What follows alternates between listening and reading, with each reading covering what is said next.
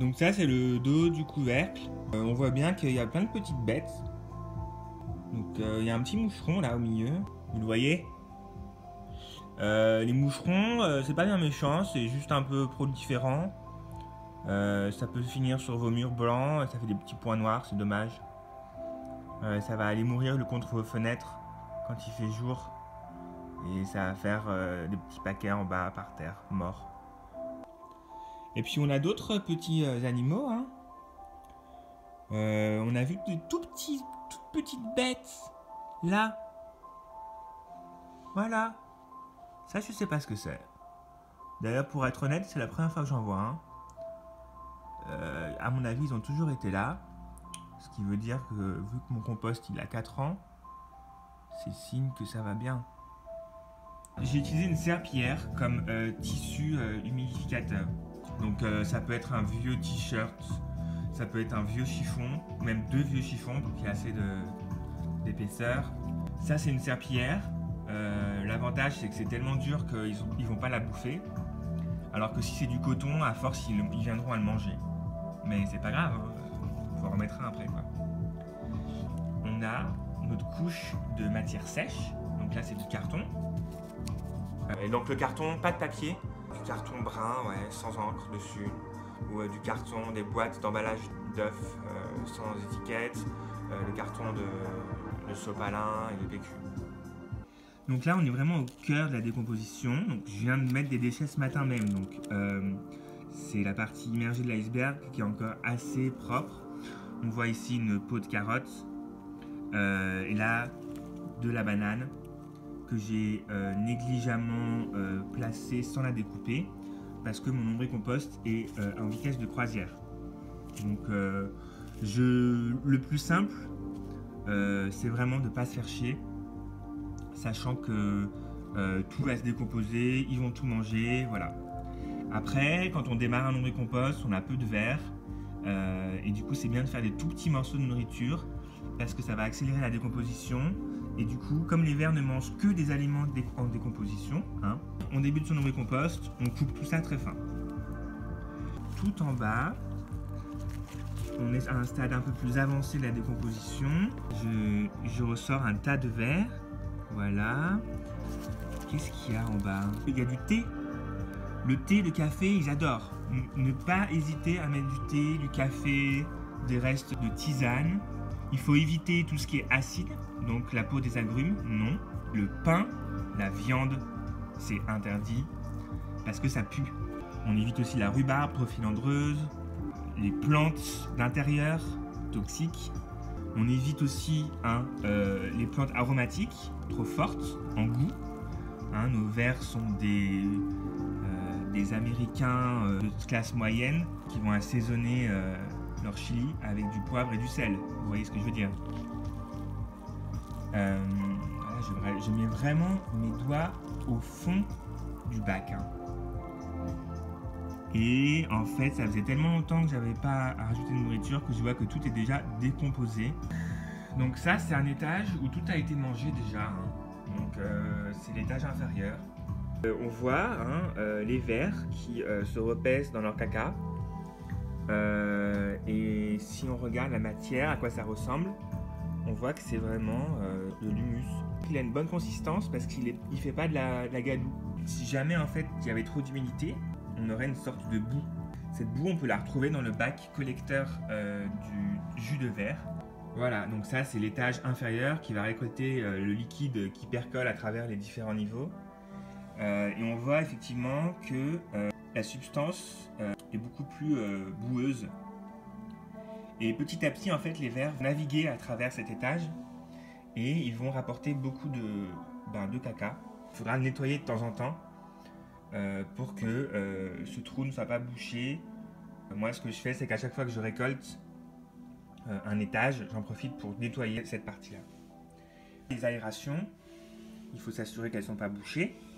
Voilà, il y en a 4 ici. Et là, c'est par là que passe le thé de verre. C'est un liquide qu'on peut diluer à 10% avec de l'eau pour faire de l'engrais liquide pour ces plantes, par exemple. Ça peut se conserver à température ambiante dans une bouteille pas fermée. On voit que le robinet est constamment ouvert. C'est recommandé, hein, c'est pour permettre à l'eau de s'extraire sans que les vers aillent se noyer dans des marais qui stagnent.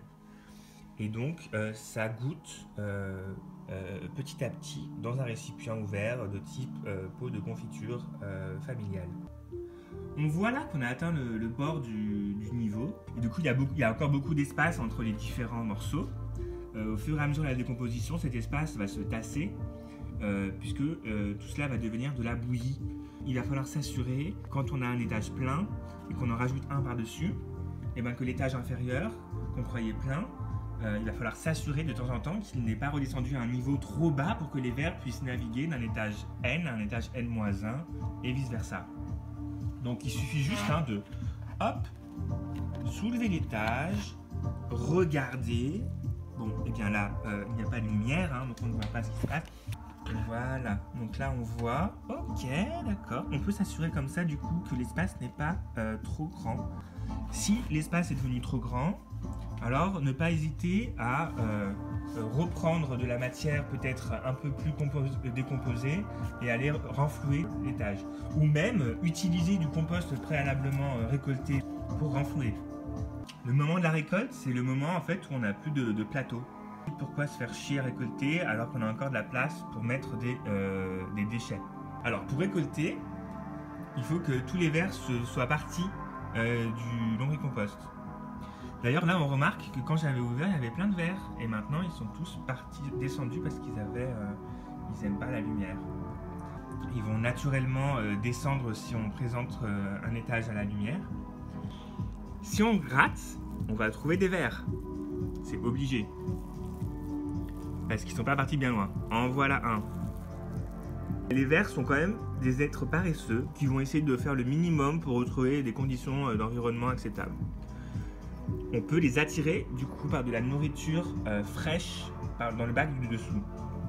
Donc là on voit qu'on a notre sous-sol et le bac qu'on veut récolter. Et en dessus on avait un bac avec de la nourriture fraîche qu'on ne voit pas là parce qu'il est par terre. Mais il était là avant. Du coup ce bac, on va devoir le mettre au niveau N-1 de façon à ce que les vers soient attirés par la nourriture toute propre et fraîche.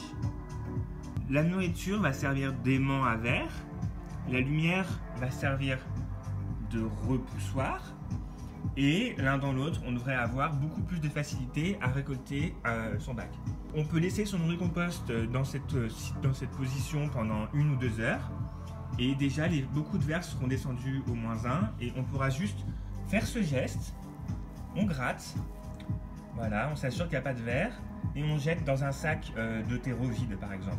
Donc c'est bien de garder un petit sac de terreau vide, genre trouvé à Botanique ou je ne sais où, parce que c'est du plastique résistant et il y a des mini trous aussi déjà dedans pour faire respirer la matière organique. Il y a une étape qui est inéluctable, c'est il y a des vers qui sont relous, qui ne veulent pas se bouger le cul.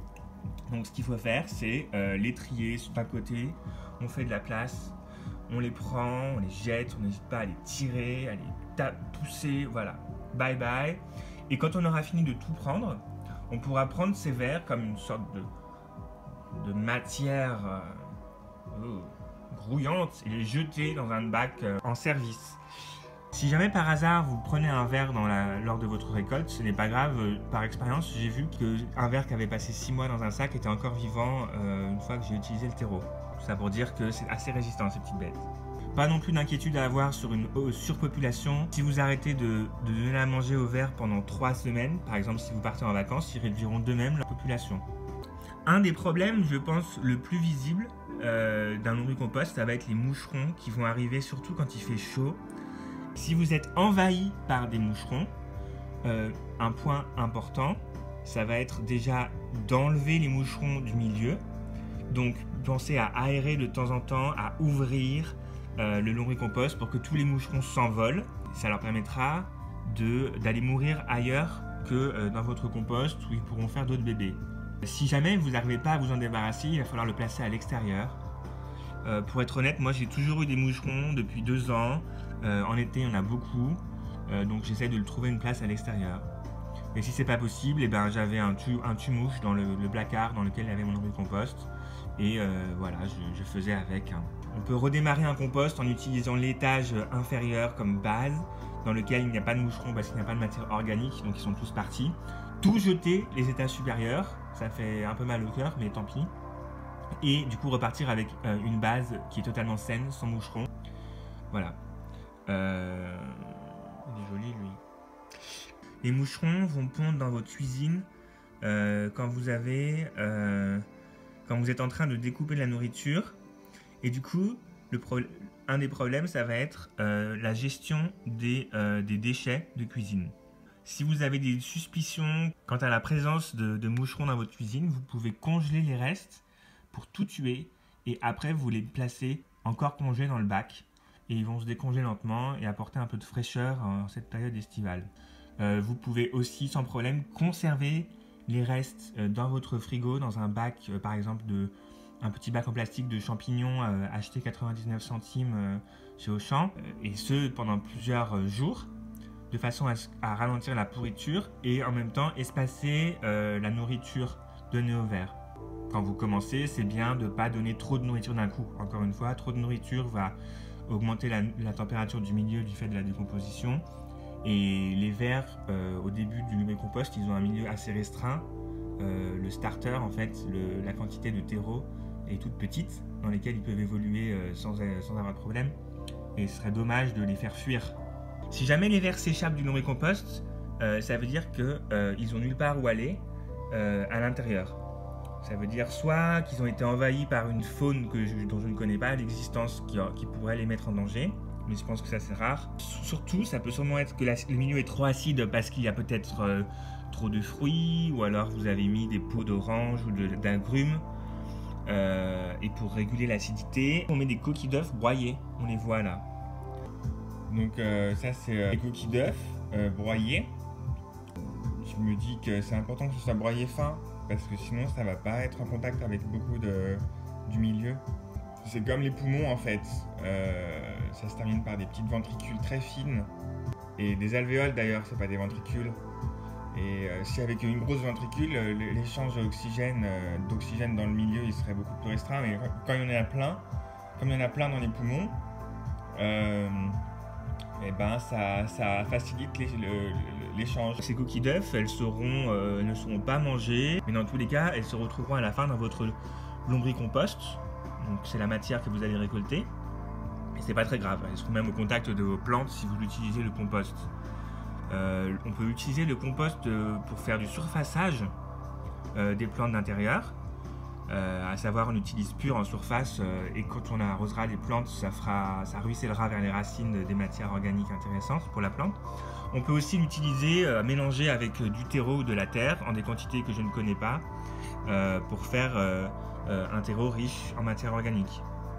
Si jamais vous trouvez que le lombricompost sent mauvais, à savoir s'il a une odeur de poubelle en fait, c'est parce que le milieu n'est pas assez aéré. Et ça peut arriver si on n'a pas mis assez de carton et du coup que la matière pourrie fait de la bouillie avant d'avoir été transformée en compost. Donc à ce moment-là, il faut rajouter du carton et pas hésiter à rebrasser tout ça avec les mains. Bien sûr, si c'est le premier bac de démarrage, il faut éviter au plus possible de mélanger le milieu, parce que la couche inférieure agit vraiment, celle dans laquelle il y avait les vers présents à l'origine, agit comme un nid, et il faut vraiment éviter de toucher à la structure des strates quand on démarre un lombricompost.